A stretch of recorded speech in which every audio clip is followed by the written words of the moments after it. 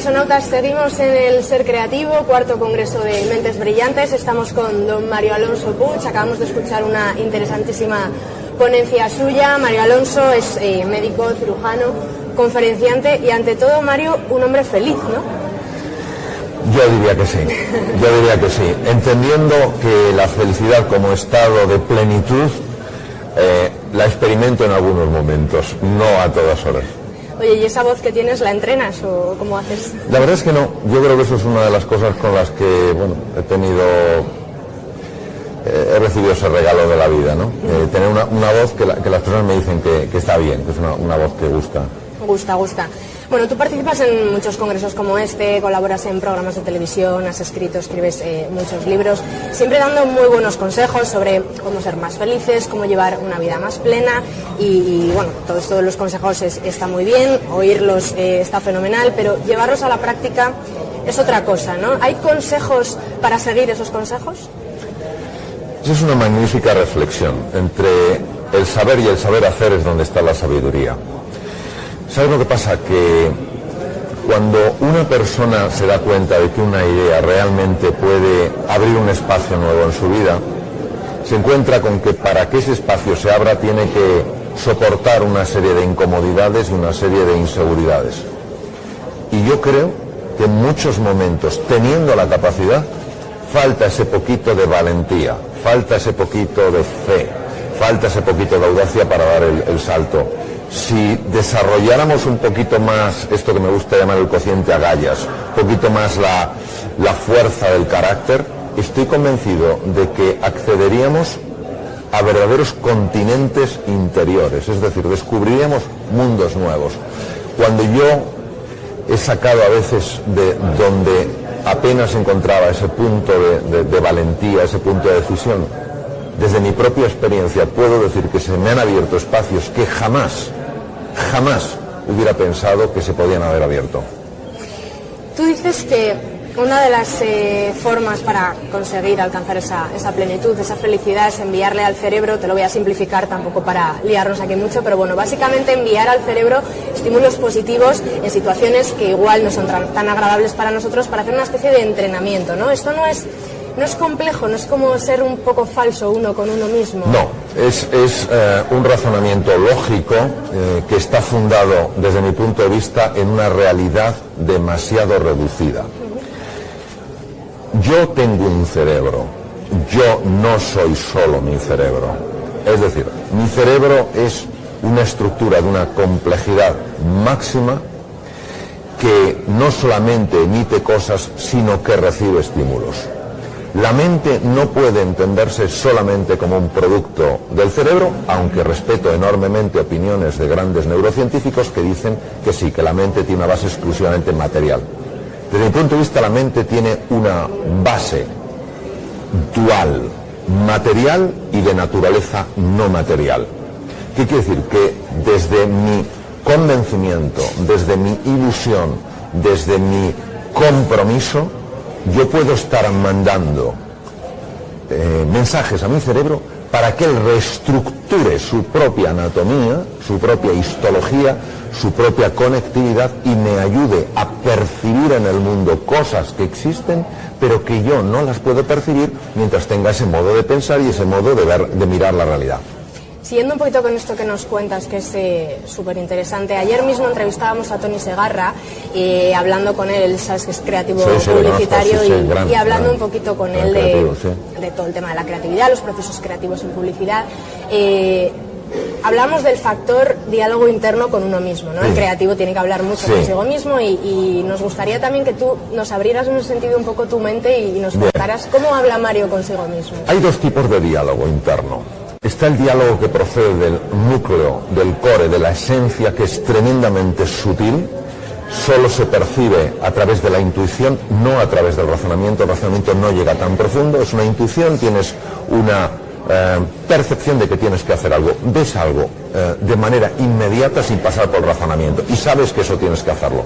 Eso procede de una región del inconsciente que a mí me gusta llamar el maestro interior. Es el centro del ser humano y lo que compartimos todas las personas. Y luego hay una serie de pensamientos automáticos, muchos de ellos incorporados del entorno cultural y con frecuencia de tono negativo. No puedes hacer esto, esto te va a salir mal, no hay forma de encontrar un camino. Ambos elementos confluyen. ¿Qué pasa? Que es más fácil escuchar el ruido que escuchar el sonido que procede del silencio. En una orquesta es más fácil escuchar los trombones, escuchar los platillos, que escuchar el violín Stradivarius que sutilmente está mandando su melodía. Por eso es por lo que yo recomiendo tantísimo momentos de silencio, momentos de recogimiento, momentos de contemplación, momentos de estar con uno mismo, porque verdaderamente, y esa es mi experiencia, si estás ahí, si te das cuenta de que eres más que tu pensamiento y entras en el silencio, empiezas a tener intuiciones muy profundas de cómo puedes dirigir tu vida para que te dé una experiencia mucho más ilusionante de lo que es el vivir.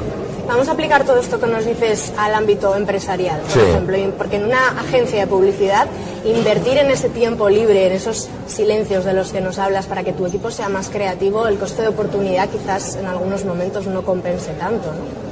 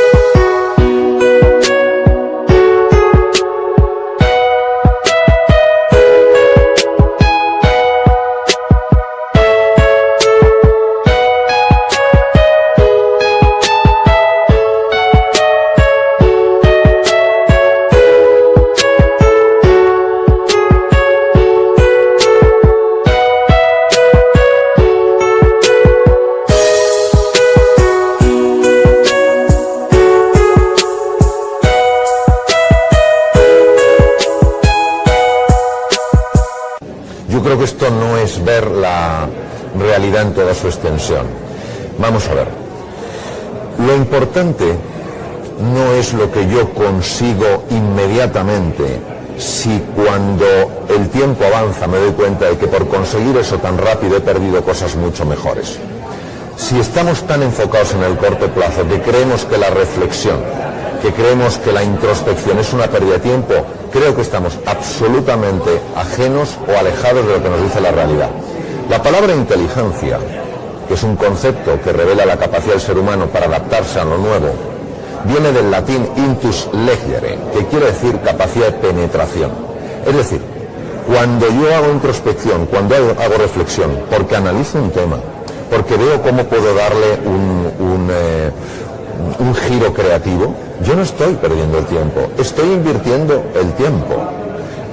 No comprendo cómo hemos llegado a esta visión tan limitante que nos hace pensar que el no hacer es una pérdida de tiempo.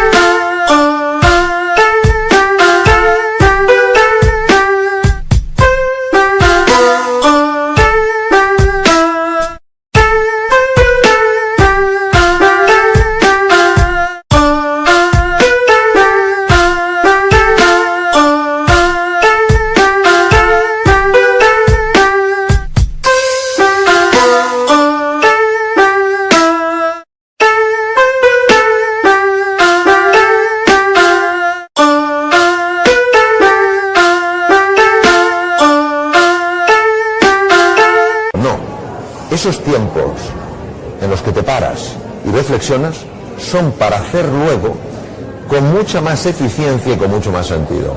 Fíjate que en nuestro medio de comunicación, en Reason, dábamos un estudio hace poco que decía que los creativos se ven a sí mismos como estancados y como poco valorados en su propia profesión, claro.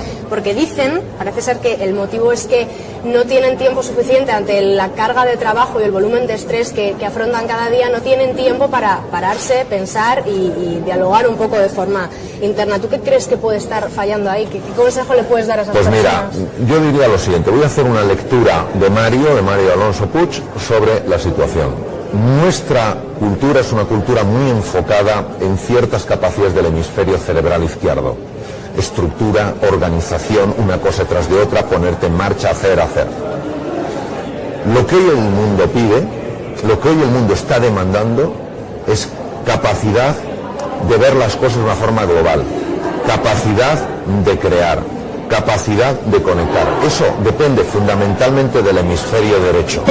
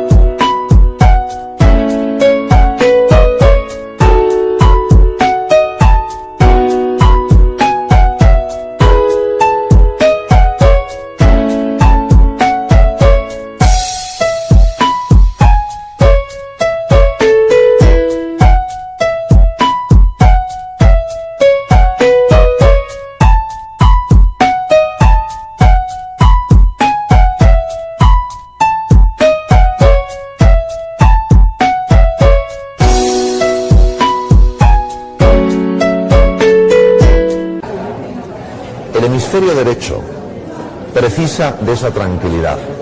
Si no se da, no se puede exigir a una persona que esté creando algo diferente y mejor y a la vez esté organizando una serie de procesos. Hay un tiempo para cada cosa. No dice que esa persona no tenga que organizar, pero en un tiempo diferente. Y por otro lado, esto es importantísimo que se transmita. La creatividad es hija de la pasión. Si no están ilusionados y no están motivados, van a notar inmediatamente una caída de la creatividad. Bueno, Mario, para terminar, ¿cómo ves tú? Valóranos un poquito la situación de España. ¿Vamos mejorando? ¿Cómo ves el ánimo general? He estado hace poco, bastantes semanas fuera de España en distintos países, y una de las cosas que más me ha ilusionado es escuchar en telediarios repito, de otros países, decir literalmente lo siguiente. Lo he oído en varios telediarios, en varios sitios. España sale de la recesión.